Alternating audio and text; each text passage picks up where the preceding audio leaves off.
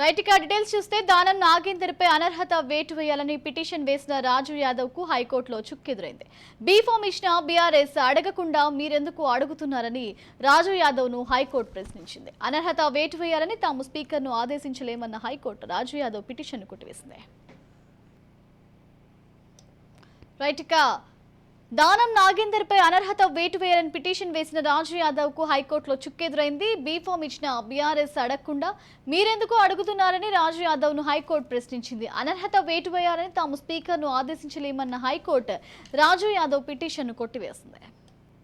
దానం నాగేందర్పై అనర్హత వేటు వేయాలని పిటిషన్ వేస్తున్న రాజు యాదవ్ కు హైకోర్టులో చుక్కెదురైంది. బీ ఫామ్ ఇచ్చిన బీఆర్ఎస్ అడగకుండా మీరెందుకు అడుగుతున్నారని రాజు యాదవ్ ను హైకోర్టు ప్రశ్నించింది. అనర్హత వేటు వేయాలని తాము స్పీకర్ ను ఆదేశించలేమన్న హైకోర్టు రాజు యాదవ్ పిటిషన్ ను కొట్టివేసింది. ఓవరాల్ ఇదే అంశానికి సంబంధించి మరింత సమాచారం మా ప్రతినిధి విక్రాంత్ అందిస్తారు. Vikrant, over to you.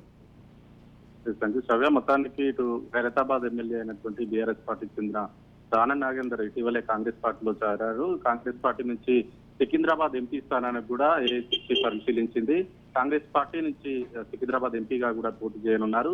ఈ నేపథ్యంలో ఒక బీఆర్ఎస్ పార్టీలో ఎమ్మెల్యే గెలిచి కాంగ్రెస్ పార్టీలో ఎంపీగా గెలవబోతున్న నేపథ్యంలో కూడా అనర్హత వేయాలంటూ కూడా స్పీకర్ కు ఆర్డర్స్ ఇవ్వాలని కూడా ఇటు హైకోర్టుకు రాజు యాదవ్ అనే ఓటరు కూడా వెళ్లి పిటిషన్ వేసిన సందర్భం ఉంది. పిటిషన్ ను స్వీకరించిన హైకోర్టు మాత్రం కాసేపు క్రితం వాదనలు జరిగాయి. ఈ నేపథ్యంలోనే ఒక ఓటర్ గా ఉండి ఒక ఎమ్మెల్యే పార్టీ మారిన నేపథ్యంలో ఎమ్మెల్యేగా ఉండి ఎంపీగా పోటీ చేస్తే మీకు వచ్చే నష్టం ఏంటి అనేసి కూడా ప్రశ్నించినట్టు తెలుస్తా ఉంది. అదేవిధంగా ఒక బీఆర్ఎస్ పార్టీ నుంచి బీఫామ్ తీసుకొని కాంగ్రెస్ పార్టీ ఎంపీగా పోటీ చేస్తున్నాడని పిటిషన్ తరపు న్యాయవాది కూడా ప్రశ్నించిన సందర్భంలో కూడా కోర్టు కలగజేసుకొని కూడా ఒకవేళ అలాంటి అభ్యంతరాలు ఉంటే బీఆర్ఎస్ పార్టీ పిటిషన్ వేసుకోవచ్చు, కానీ ఒక ఓటరు మీరు ఎందుకు పిటిషన్ వేశారనేసి కూడా తిరిగి ప్రశ్నించినట్టు తెలుస్తా ఉంది. ఈ నేపథ్యంలో మరోవైపు బీఆర్ఎస్ పార్టీకి సంబంధించి కూడా పెద్ద ఎత్తున ఎమ్మెల్యేలు మరి కొద్ది రోజుల్లో కూడా కాంగ్రెస్ పార్టీలో చేరుతున్న నేపథ్యంలో కూడా హైకోర్టు ఇటు మేము స్పీకర్ కి సంబంధించిన ఇష్యూని మేము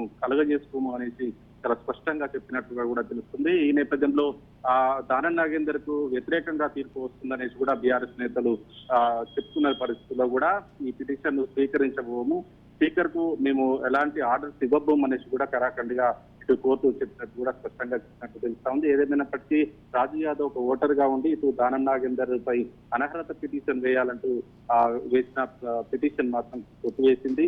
ఈ నేపథ్యంలో మరోవైపు బీఆర్ఎస్ పార్టీ కూడా ఇప్పటికే ఆ స్పీకర్ గడ్డం ప్రసాద్ ను కలిసి కూడా ఎమ్మెల్యేగా ఉన్నటువంటి దానం నాగేందర్ పై అనర్హత పిటిషన్ వేయాలనేసి కూడా ఇప్పటికే స్పీకర్ ను కూడా కలిశారు. స్పీకర్ కూడా ఇప్పటికే అతనికి సమన్లు పంపి అతని నుంచి రెస్పాన్స్ తీసుకుంటామనేసి కూడా బీఆర్ఎస్ నేతలకు కూడా అష్యూరెన్స్ ఇచ్చారు. ఈ నేపథ్యంలో ఖచ్చితంగా ఎంపీ ఎలక్షన్ల లోపే అనర్హత పిటిషన్ వేయాలనేసి కూడా బీఆర్ఎస్ పార్టీ వర్కింగ్ ప్రెసిడెంట్ మాజీ మంత్రి అయినటువంటి కేటీఆర్ కూడా వ్యాఖ్యలు చేస్తా ఉన్నారు. ఏదేమైనప్పటికీ దానం నాగేందర్ విషయంలో ఓటరు హైకోర్టు మెట్లు ఎక్కడం, ఆ హైకోర్టు కూడా దాన్ని కొట్టివేయడంతో కూడా ఒక సంచలనంగా మారింది.